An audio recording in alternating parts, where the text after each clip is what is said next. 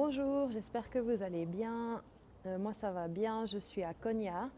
Konya qui est une ville un peu au centre sud de la Turquie. Comme j'ai déjà fait des vidéos à chaque étape, eh bien voilà, je voulais vous en faire une aussi ici. Je voulais aussi remercier déjà celles et ceux qui me suivent dans cette aventure naissante, dans cette chaîne naissante, et puis avec qui je peux partager un peu de ce périple. Pourquoi je suis à Konya? Eh bien parce que Konya, c'est entre Mardin et Istanbul, donc c'est sur mon chemin du retour. Et puis c'est aussi une ville importante pour le soufisme. Le soufisme, c'est une tradition religieuse de l'islam, un peu mystique.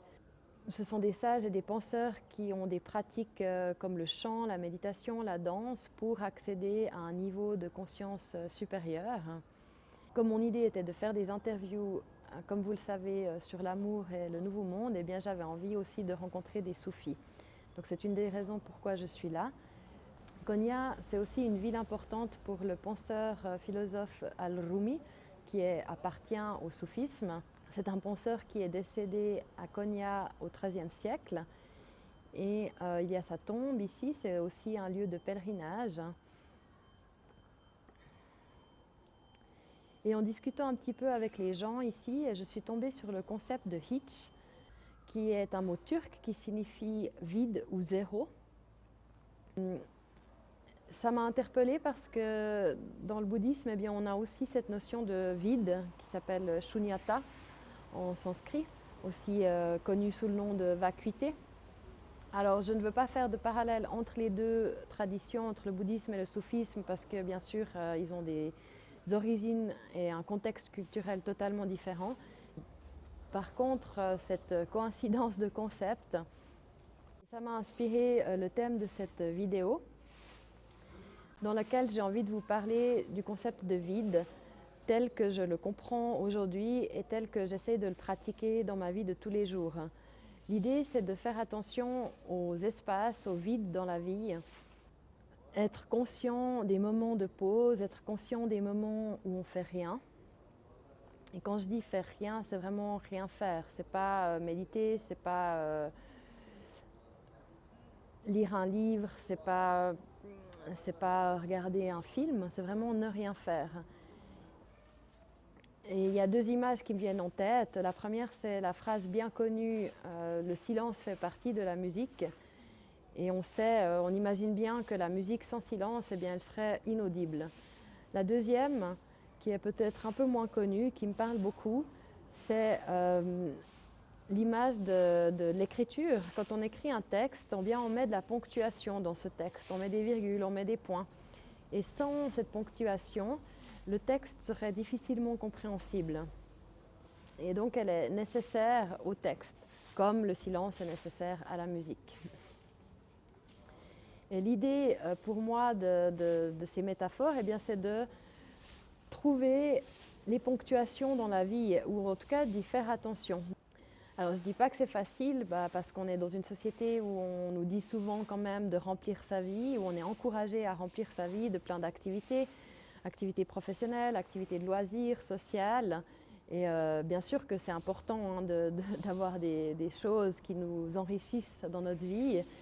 Et l'idée, c'est de ne pas moins faire forcément, parce qu'on a tous des vies prenantes, on peut avoir une famille, on peut avoir un travail qui nous tient à cœur, une vie sociale riche.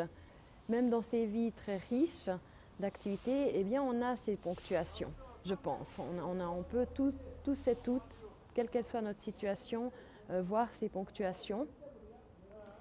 Et j'aimerais vous parler de deux impacts ou deux effets que j'ai ressentis depuis que je fais un peu attention à cette ponctuation. La première, c'est que le temps passe moins vite depuis que je fais ça. On court souvent après le temps de nouveau pour remplir notre vie, et puis des fois ça engendre du stress parce qu'on a plein de choses à faire.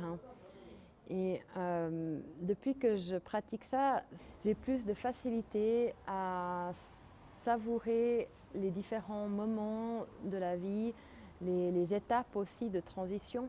J'ai plus de facilité à savourer l'équilibre entre activité et moment de pause.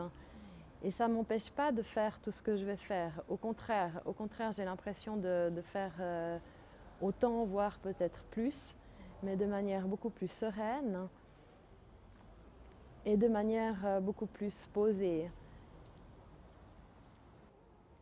Et c'est presque une manière d'étirer le temps tout en trouvant cet équilibre entre vie active satisfaisante et temps de pause, pas de réflexion, puisque réflexion c'est déjà faire quelque chose, mais peut-être d'observation, d'être soi, d'être là simplement. Alors ça rejoint bien sûr l'idée de vivre le moment présent. Et je pense que ça, c'est ça aussi qui fait que le temps passe moins vite. J'ai moins l'impression de voir ma semaine passer puis de me dire « Ouh là là, ça a passé vite, je ne sais pas ce que j'ai fait ». J'ai vraiment beaucoup moins cette impression et c'est moins frustrant en fait. Et depuis que j'ai commencé à faire ça, ça a créé de l'espace dans mon corps. Je sens vraiment un corps plus spacieux. Ça a créé de l'espace pour ma créativité et ça crée aussi de la paix intérieure. Ça me permet aussi de me détacher de certains comportements addictifs en douceur. Parce que sans faire une théorie sur les addictions, ces addictions ou ces comportements qui amènent à des addictions, eh bien, c'est des fois justement parce qu'on a ces moments de ponctuation et puis qu'on ne sait pas quoi en faire. En tout cas, c'est ma compréhension des choses. Notamment, si on prend l'exemple des cigarettes, eh bien, on sait tous et toutes que voilà, fumer, c'est pas bon pour la santé. Et puis en plus, c'est addictif. Le tabac, enfin la nicotine est addictif.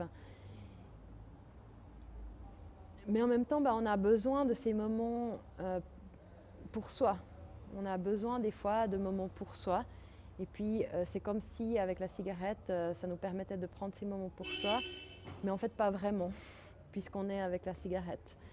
Et c'est aussi comme quand on remplit ces moments par aller regarder sur YouTube, Facebook, les réseaux sociaux, etc. Alors je ne dis pas que c'est mal en soi, j'ai aucun jugement de valeur par rapport à ça et ce n'est pas mon idée de faire un cours sur l'addiction comme j'ai déjà dit. Mais c'est vraiment qu'est-ce qu'on remplit en fait quand on fait ça. Et ce que ça m'apprend, cette pratique de faire attention, de prendre conscience à cette ponctuation de la vie, eh bien c'est que je peux me détacher de ça et quand je le fais, je me repose vraiment. C'est-à-dire que mes moments d'activité sont plus appréciés et appréciables, sont faits de manière plus sereine et en vivant mieux le moment présent. La petite conclusion que j'aimerais faire, c'est donc trouver la place dans sa vie de savourer ces moments de pause, savourer cette ponctuation pour être plus en paix, pour avoir plus d'espace, pour retrouver sa créativité, son espace intérieur et savourer le temps qui passe. Voilà, donc c'était ma petite pensée du jour. Je ne sais pas si ça vous a parlé ou pas. Je serais intéressée de le savoir et puis je serais aussi intéressée de savoir si vous le pratiquez déjà. Cette question de faire attention, observer ces moments de ponctuation de la vie. Et si oui, quelles sont vos techniques pour le faire, hein, car c'est toujours bon à prendre, les échanges d'expériences. Et voilà, je vous remercie de votre attention et je vous dis à bientôt pour le prochain épisode.